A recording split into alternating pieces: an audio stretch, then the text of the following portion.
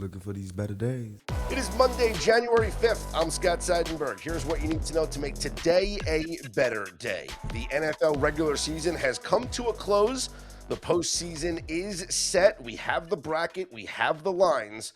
We can break it all down for you, plus recap what was the game of the year for the fourth consecutive Another week one? in the NFL.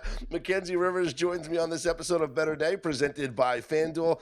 And Mac, it was the game of the year last night. The final game of the regular season. The Pittsburgh Steelers hold off the Baltimore Ravens, winning as 4.5-point dogs, mind you. Money Right. came in on the Ravens about a half an hour before kickoff, pushing this line from 3.5 all the way up to 4.5. Steelers win outright 26-24. Now, before the game, I tweeted out that I wondered if the move from 3.5 to 4.5 was because of so many people that were in the money in Circa Millions and the Westgate Super Contest hedging on their bets. Because the Steelers plus 3.5 was the most selected entry in both contests. And so I was wondering if, well, it's the final game of the week, right? You have people that maybe are relying on the Steelers covering 3.5 in order to cash a first prize, second prize, third prize, however much money they're going to cash in these contests. Maybe they're hedging on by betting the Ravens, and that's why the line is moving, right? But then Jeff Sherman at the Westgate responded to my tweet, and he said, no, they took sharp, respected money on the Baltimore Ravens at 3.5 and at 4. And so there was a strong move from 3.5 to 4.5. Now you could say dead numbers, moot point, but it still moved a full point here. And when it was all said and done, thanks to the kickers, it was the Steelers getting the victory. It's wild when they're interviewing Aaron Rodgers and Cam Hayward at the end, and they're like, what does this win mean? What is it like? None of them can respond honestly. Like, oh, well, the kicker missed a kick, so we won. Like, none of that is going to make the final report. It's about family and perseverance, and I'm sure all that stuff matters. It matters with the Ravens, too. The Ravens had a lot of hardship to try to get over, and they played well enough, too. Both kickers missed a kick. The Ravens missed the more important kick. Yeah, it was crazy. At the end of the first half, Steelers have the football. They get a pass interference penalty in the end zone with 2 seconds left, which puts the ball on the goal line. So there's no timeouts. It's the final play of the first half. The Steelers were going to get the ball to start the third quarter. It was a 10-3 game at that point, and Mike Tomlin elected to go for the touchdown, and the Ravens snuffed it out. They tackle Gainwell short, no score. The Steelers go into the locker room trailing 10-3. At that point, I was seriously thinking that those 3 points were going to come back to haunt the Pittsburgh Steelers. And I'm not just playing Monday morning quarterback, which we always love to do. I'm not just doing that, Mackenzie, and saying, oh, you got to take the points here. I get it. I'm an analytics guy just like the next person. Maybe not as big as you are, but like I understand how great your winning percentage goes up if you score a touchdown there. And if they do score a touchdown there, it's a 10-10 game going to the half. Like, am I really going to say anything? No. But what you have to understand is two things. One, the importance of double dipping is massive. You and I have had this conversation before because you've brought up the Kyle Shanahan conversation where he's done this whole study where it's like if you score the final possession of the first half and the first possession of the third quarter, your winning percentage goes up X amount. Like it's just like absurd. Like he knows how important that is. And I think that was what was at stake here. Yeah, it would have only been a 10-6 game, but now you get the first possession of the third quarter. If you get a field goal, it's a 10-9 game. And if you get a touchdown, you take the lead. By not scoring there, you don't get the double dip opportunity. And if you do score a touchdown, which they did, it only ties the game. So you're not in a better chance to win there. What did you think of the decision by Tomlin? Oh, I didn't bring up the second aspect of this, and shout out Jake in our Better Day community chat who brought this up. Part of the decision to go for it on the goal line on a fourth down is the benefit of knowing that if you don't get it, you pin your opponent back on their own goal line. Meaning you can get a safety or you can get the football back in great field position. This was the final play of the half. So there was no benefit of getting stopped there and pinning the Ravens back on the goal line. What did you make of that decision, and did you think that was going to come back to haunt the Steelers? I thought it was the right decision from Of course you did, nerd. I mean, here's the basic math of it. If you think it's a 50-50 chance to get a 7-point play, then that play that you're running is worth 3.5 points. If you're 100% to make the kick, it's worth 3 points. Now, it's correct that you don't gain the additional benefit, why it's a no-brainer to go for it most of the time, where it's a tougher decision in the end of the first half. You gain about 1.5 points by pinning them back versus having them at the 35-yard line. If you just look at expected points, that's about the differential. Do the Steelers have a play that's 50-50? Well, when they went to the when they went into the halftime with 3 points, I would have said no. They have no offense, but they scored 26 in this game. They had a lot of offense in the chamber. I think it was. I mean, it's a close call. But I thought it was the right call. Well, what also helped out the Pittsburgh Steelers was using the Hayward brothers in the tush push, right? It didn't work out with the first Hayward, so they put in the second Hayward, and it did work out for them. That's how they got that touchdown to tie the game. And then Kyle Hamilton leaving the game for the Ravens changed everything. It changed their entire defense. It opened things up in the secondary. Aaron Rodgers really picked them apart in the second half. Yeah, let's see. That might have been his best game in quite a while. Aaron Rodgers, is he? Yeah, 67 QBR, best game since Cleveland in Week 5, just by QBR. Do we think he's heating up? I mean, his worst 4 games arguably were his Steeler. Maybe now that he's gotten some sea legs, there's talk about him coming back next year. Maybe he can shock some people and have the Steelers win a playoff game for the first time in 10 years. Yeah, we'll talk about the playoff game coming up here. So the craziness of how it ended last night, the Ravens got first off, Lamar Jackson hitting the first touchdown on a wide open, busted coverage on the first possession to the wide receiver. What was his name? Devontae Walker, right? 38 yards. That was a fluke play. And then losing Zay Flowers twice on fluke plays. Like, this is, unbelievable that Aaron Rodgers, the Steelers score, they take the lead, and it's just a fluke defensive play that allows Lamar to connect with Zay Flowers down the field. But then even after that, Aaron Rodgers still marched the Steelers down. They score the touchdown, and then Chris Boswell misses his first extra point in 4 years, and the Steelers are only up 2. It then comes down to a 4th down where the Ravens are not in field goal range. By the way, the 3rd down before that, Lamar Jackson was going to get sacked for a significant loss, and he just managed to throw the ball away. Underhanded, wheeling around. Yep. Yeah. And then he throws the ball on a 4th down to Isaiah Likely, who makes a leaping grab. Jalen Ramsey just misses punching the ball out. Just an unbelievable play there that puts the Ravens into field goal range. And then the play that probably John Harbaugh would love to have back. The field goal? No, the play before the field goal. The Ravens decided to have Lamar Jackson take the ball and take a kneel 2 yards backwards to center the football. I hear you.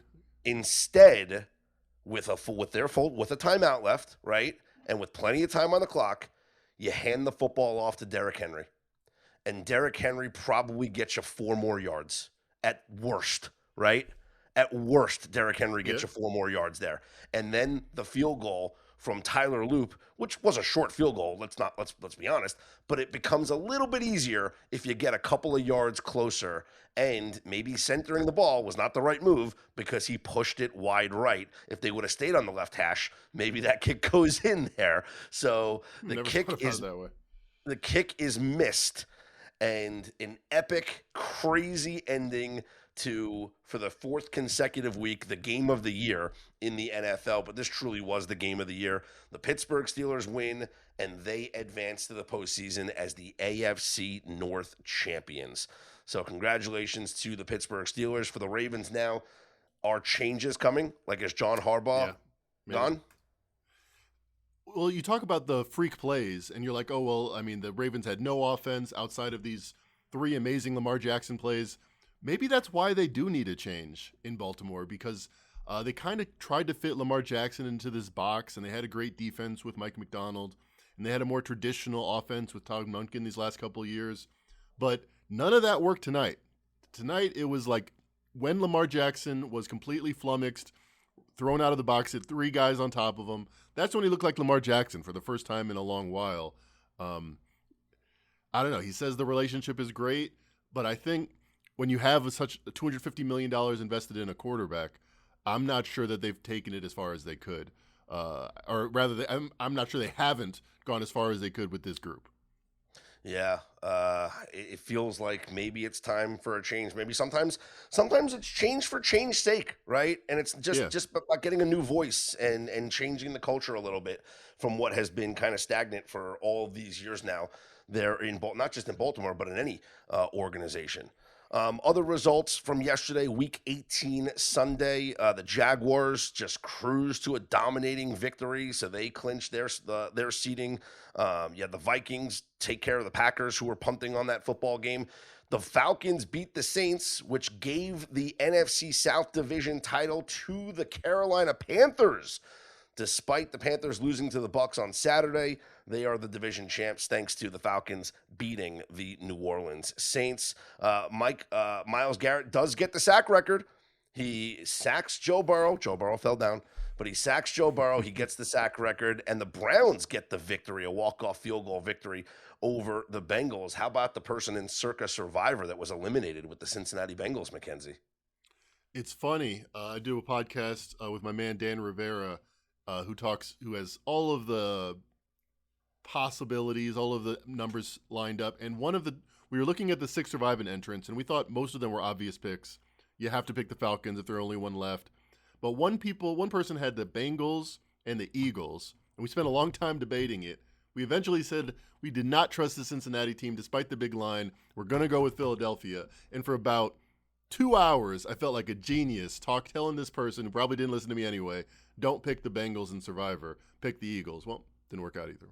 Yeah, Eagles lose. Well, they didn't play anybody either. Tanner McKee was at quarterback for them. Eagles lose the Commanders, which was crazy because the Bears lost to the Lions. Despite their best efforts to come back, the Bears score 16 points, 2 touchdowns and 2 2-point conversions in the fourth quarter to come back, right? And they tie the game, but the Lions get the walk-off field goal, so they win. But because the Eagles lost also, that means that the loss didn't matter for the Bears. They are your 2 seed in the NFC playoff picture. Broncos played with their food against the Chargers, but you know what? Like, it didn't matter. Trey Lance was not going to beat you.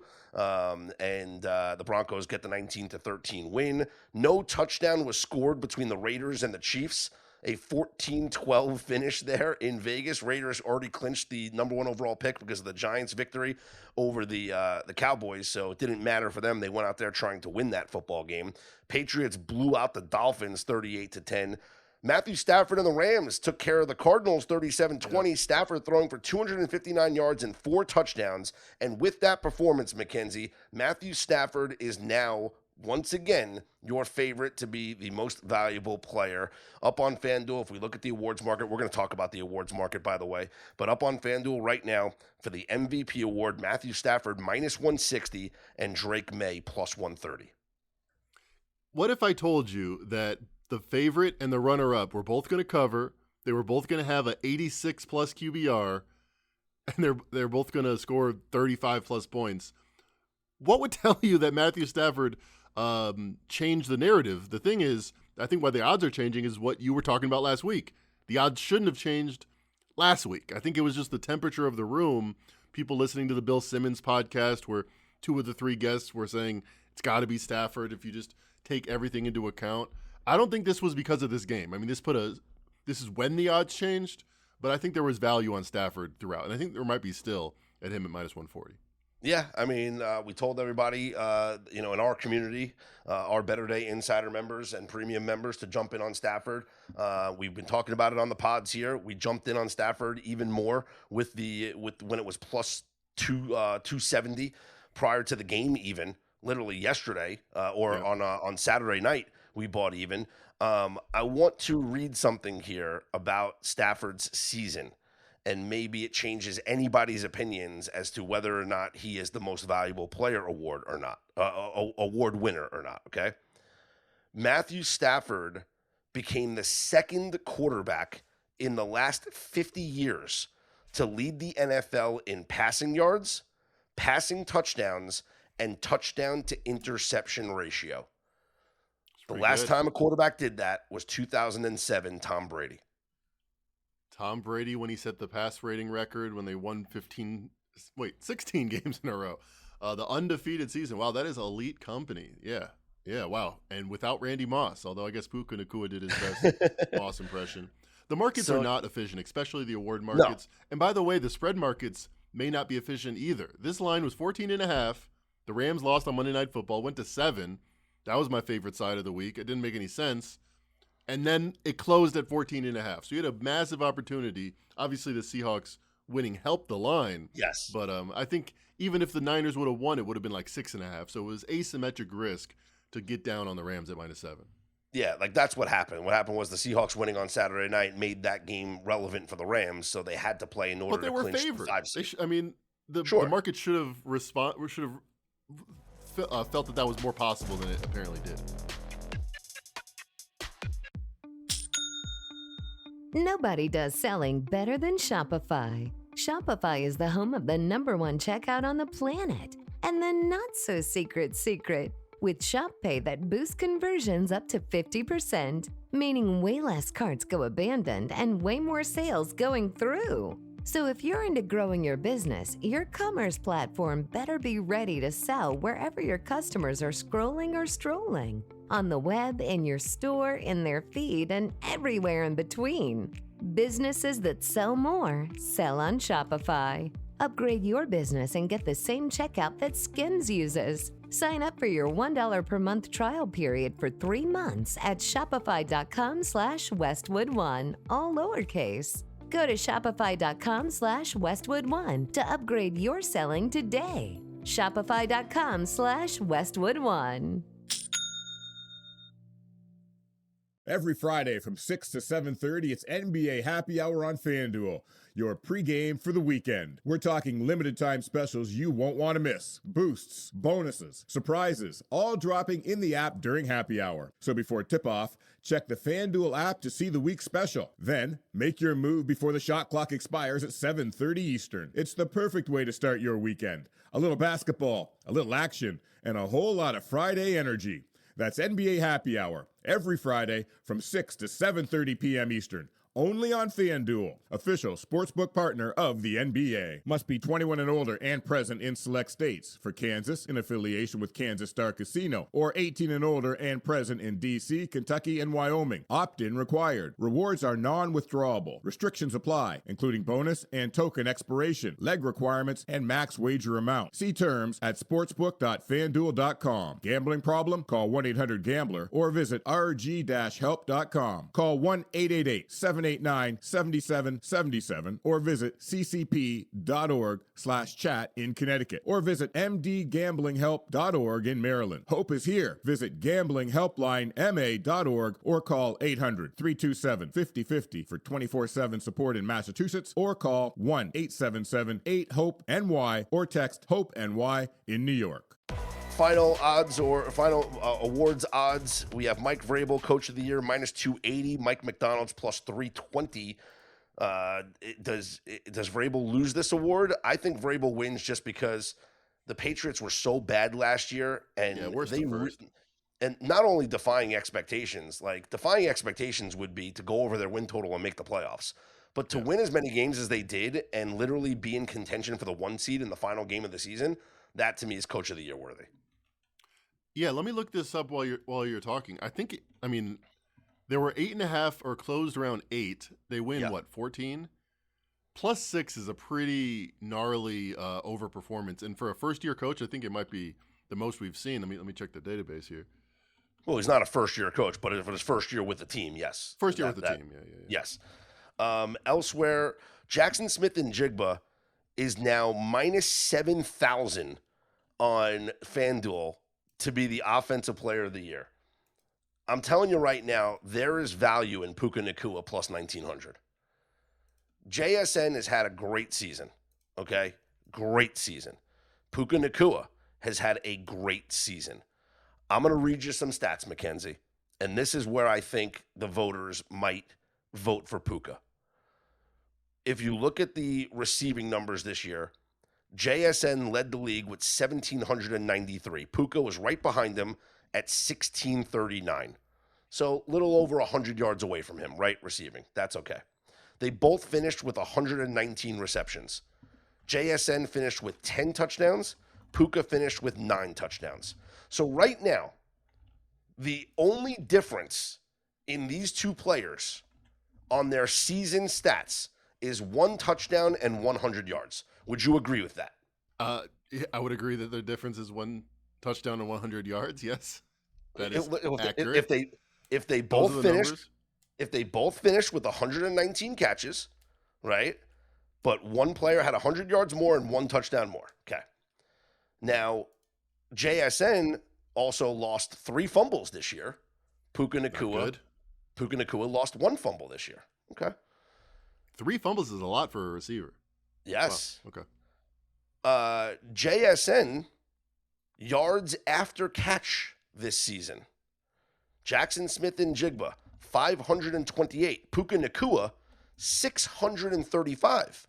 So 100 more yards after the catch for Puka Nacua. To me, that's a pretty impressive stat. And maybe, Mackenzie, that is actually good enough to make up for the 100-yard difference in their overall season yardage. Can I sell you on that argument? Having 100 more yards after the catch is more impressive. Therefore, can it negate the 100-yard difference that you have compared to Puka? I mean, compared to JSN. You have less options on the Seahawks, so you go to him more. That doesn't necessarily mean you're better or more efficient. So yeah, right? Now, this is the reason why Puka Nacua is the offensive player of the year and not JSN. Puka Nacua played 2 less games than JSN this year. Jackson Smith and Jigba played 17 games this season. And his numbers, identical to Puka Nacua, but Puka played only 15 games this year.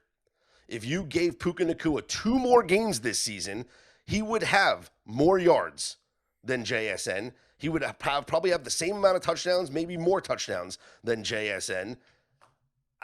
What did Jackson Smith and Jigba do that makes him minus 7,000 to win this award, where Puka's plus 1,900?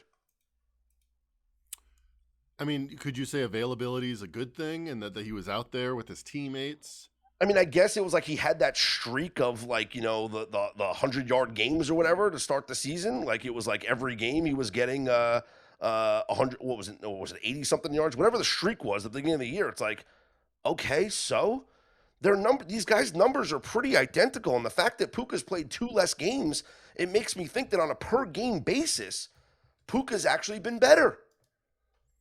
He probably has been. So I mean, I'm placing the bet. That's a convincing case. So I'm going Puka plus 1,900, offensive player of the year. All right. Here's why Vrabel is the coach of the year and maybe a good bet at minus, 300? It is minus 280 right now up on FanDuel. Minus 280. Nice. I would make that bet. Since 2015, if you look at every team versus their win total, the Patriots will be 3rd in that time, in that 10 years. Last year was number 1. Vikings were supposed to win 7 games. They won 14. That's a plus 7. Coach of the year, KOC. 2019 was the only time better than this Vrabel season. That was the Ravens. They were supposed to win 8 games. They won 14, plus 5.7. They were coach of the year. In fact, everyone in the top 5 was coach of the year. You talk about Sean McVay in 2017. Matt Nagy, believe it or not, was coach of the year in 2018. The only time it didn't happen was when there was 2 in 1 year. So yeah, looks like it's a pretty simple formula for Mike Vrabel to claim that award. So say that again. So just to clarify, the top 5 seasons where a first-year head coach exceeded their win total by how many games?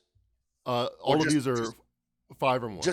So the top 5 exceeding win total seasons by a first-year coach, all won coach of the year.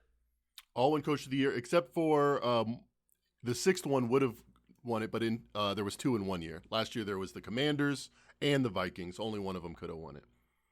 But obviously the more impressive one was the Vikings, and he won it. By the way, the first coach on this list that didn't win coach of the year, despite going 4.5 wins above his win total, obviously it's Kyle Shanahan in 2019. We just get no love. We do it all. We just get no love. Just no love whatsoever. Well, here's some love. Christian McCaffrey's minus 1,000 to be the comeback player of the year. That'll be a nice cash for us. That was one of our futures that we placed before the season started. So hopefully that will come through here. Myles Garrett's minus 20,000 to be the defensive player of the year. Offensive rookie of the year. Let's have the conversation. Tedoroa McMillan is minus 2,000 here up on FanDuel. He caught the 40-yard pass at the end of the game there, which put the Panthers into scoring position Vegas on that fourth down, right? But they still lost that game. Panthers still lost the game, right? Yeah. Meanwhile, Jackson Dart is the second favorite at plus 1,200. Tyler Shuck is now 20-1. He's like gone. He's moved down the list. Travion Henderson, who had a nice game for the Patriots in their finale, he's at 22-1. The Jackson Dart argument to me is kind of the same, like with Puka Nacua. He didn't play the whole season, yet he still finished with.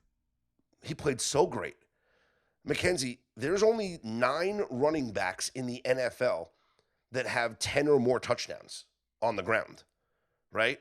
There's 9 running backs in the NFL that have 10 or more rushing touchdowns. Jackson Dart has 9 rushing touchdowns this season. That is wild. That is not a.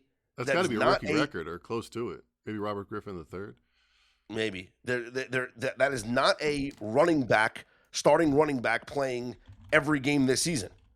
That is a quarterback that hasn't played every game this season. Like, look at this. Jonathan Taylor's got 18 rushing touchdowns. Derrick Henry's got 16 rushing touchdowns. Josh Allen has 14. That's a quarterback. We're going to take him out of the list. Josh Jacobs has 13. Jahmyr Gibbs with 13. James Cook with 12. Zach Charbonnet with 12. Javonte Williams with 11. Christian McCaffrey and Kyren Williams both with 10. That is 1, 2, 3, 4, 5, 6, 7, 8, 9 starting running backs who have played, by the way, 16 games, 16 games, 16 games, 15 games, 16 games, 16 games, 16 games, 16 games, 17 games, 16 games. Jackson Dart has played 13 games and he has 9 rushing touchdowns. If Jackson Dart was a starting running back, he might be in a position to win this award, right? And obviously, like, the yardage is nowhere near. Like, he's rushed for 455 yards, but like, and think about this: the Giants told him to stop running because of the concussions and everything. Couldn't help it. He's like, the end zone's right there.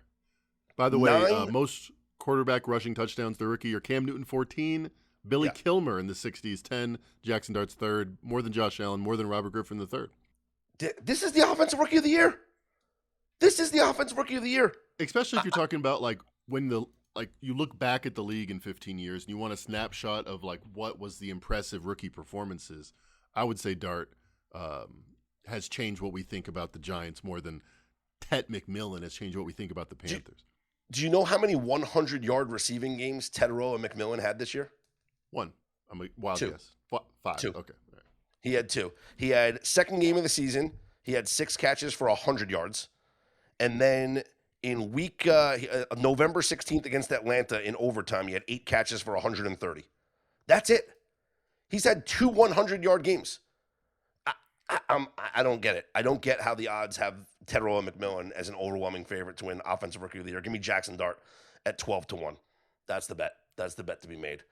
All right, Mac, we have here's the final odds as we head into the wild card round of the playoffs here, courtesy of FanDuel, and then we'll get into some lines and get your early thoughts on these lines. We're not going to go too much into these games because obviously we're going to have plenty of time to do that during the week, but here are your Super Bowl odds. The Seahawks are your favorite at plus 420. The Rams are your second favorite at plus 430, despite not being the 1 seed and having to go on the road. Broncos plus 650. Eagles plus 850. Patriots 10-1, Bills 10-1, Texans 11-1, Jaguars 15-1, Packers 17-1, Bears 18-1, 49ers 22-1, Chargers 30-1, Steelers 55-1, and Panthers 225-1. Man, the Panthers have like the same odds as a bad team will have next year to start the season, and there's only 14 teams left. That's how terrible they are. They are 10. What are they? 10-point dogs in the first game against the Rams. Yeah, I mean, I'm not saying it's not 10.5. It's just yeah. I mean, it's just the narrative of like, wow, the Panthers saved their season, and Dave Canales in his second year, he went 8-9. Just like the fired Raheem Morris went 8-9, just like the soon-to-be fired Todd Bowles went 8-9. But yeah, it's a lot better when you're in the dance. Niners at 22-1. I know it's a much harder path. We're gonna get some guys back. I'm still hopeful. I still think like, man, we were 9-1, now we're 28-1. I'm not sure. Steelers. I don't think the Seahawks should be favored. Same thing with the Steelers, 55-1. I could see it. I think I could see I it. think I'm gonna bet it. I think Steelers at 55-1 is a bet. Like Aaron Rodgers was needed to win 4 games in his first Super Bowl run, including a couple on the road. Here's the thing, Mackenzie. Like the AFC stinks. It does. Like who are you Especially if the afraid Bills of? get knocked out week 1. That's what I'm saying. It's like who are you afraid of here? Like, okay, so the Steelers are home dogs to the Texans. That's the Monday night game. So here's your schedule, by the way. Here's all your games for the wild card round of the NFL playoffs, which will begin next week. I can't believe we're at the playoffs already. Saturday, your doubleheader, the early game, the Rams at the Panthers. Currently up on FanDuel, the Rams 10.5-point favorites. Your night game on Saturday night, Packers at the Bears, Green Bay -1.5. On Sunday, the Bills -1.5 at the Jaguars. The 49ers at the Eagles, Philadelphia -3.5. The Chargers at the Patriots, Patriots -3.5. And then on Monday night, the Texans at the Steelers, Texans -3.5 on the road. Which line jumps out to you the most? I think the Packers Bears. Packers were 1.5-point favorites, and a couple of weeks ago at Chicago in a non-playoff game. Now it's 1.5, but it's essentially pick 'em if you look at the money line. And I don't think the Bears have really impressed in that time. They had a miracle comeback win with an onside kick. Yeah, they were close versus the 49ers, but look what the Seahawks did to the 49ers.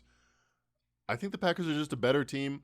The only question is Jordan Love back 100%? I think he is. I think he could have played this week if they needed him to. So the Packers is the one that stands out to me. I like a good road favorite at a pick 'em. Yeah, I like it too. I think the Bills beat the Jaguars. With all due respect to Jacksonville, that would be my next. That's the other road favorite that really is just a better team. I don't mind being on the being. Yeah. And Josh Allen rested now after not playing yesterday. He took the first snap to keep his start streak intact. He did? Yes. Okay. Right. Took the first snap, handed it off to James Cook, and then left the game to a rousing ovation. So he keeps his consecutive start streak. So congratulations to every Josh third Allen game he does that now. Like, is that even a streak anymore? So the NFL playoffs is here. You mentioned Raheem Morris did get fired yesterday, so we have 3 official openings in the NFL now for head coaches: the Giants job, the Titans job, and now the Falcons job. It is Black Monday here in the NFL. Yeah. Who do we think gets tossed next? You mentioned Todd Bowles. 7. You think Todd Bowles is going to be out? I don't think he will be. I mean, do you have to win 5 divisions in a row to be safe? Yeah. But I also didn't think I thought Raheem Morris, if he won the last couple of games, he could say I have the same record as the division champs. But hey, he wasn't. So it would not shock me if Todd Bowles was gone.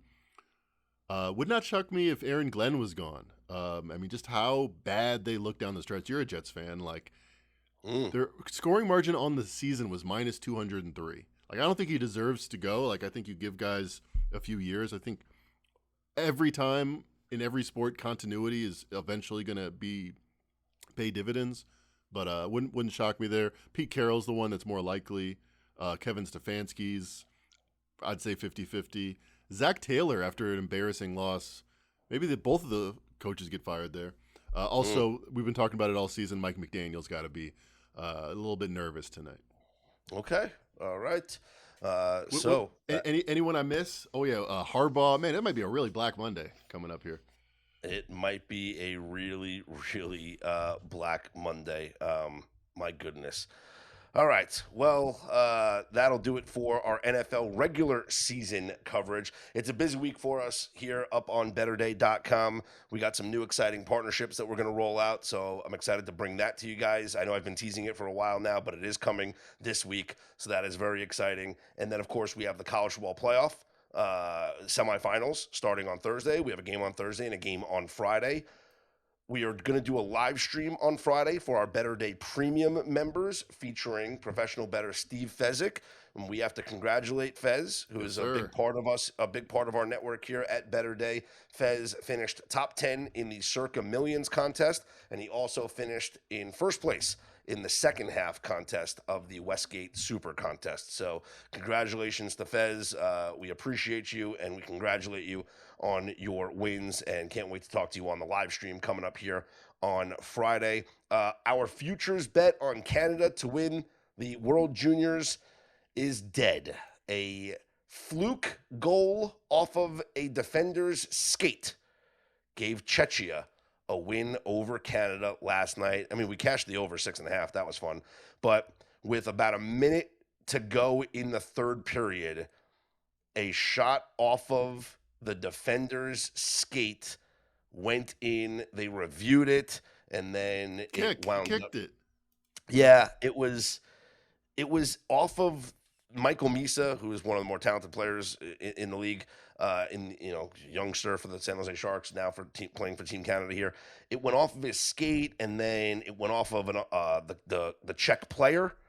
And then they reviewed it to see what happened there, and then it winds up being the good goal there. So Czechia advances to the gold medal game, where they will take on Sweden. So Sweden and Czechia for the gold medal, Canada and Finland for the bronze medal of the World Juniors. And then we can focus our attention on the Olympics coming up here in about a month or so. So that's going to be very exciting to talk about Olympic hockey, Mackenzie. We're also going to dive deeper into the NBA with the NFL season coming to a close here. We'll dive deeper into college basketball. We've done very little college basketball here on this pod and up on the website, but that is going to change soon. As I mentioned, we got a couple of things that we are rolling out here.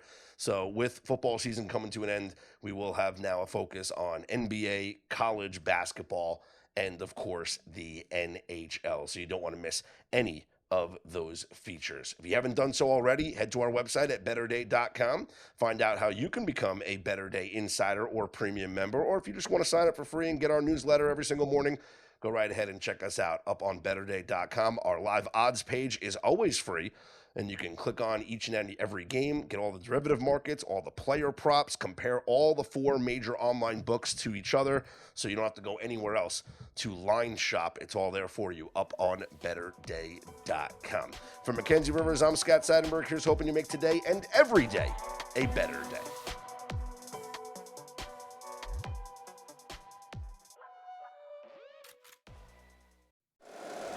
If you like the show, please take a moment to rate, review, and subscribe. It really does help the show to grow. Thank you for listening.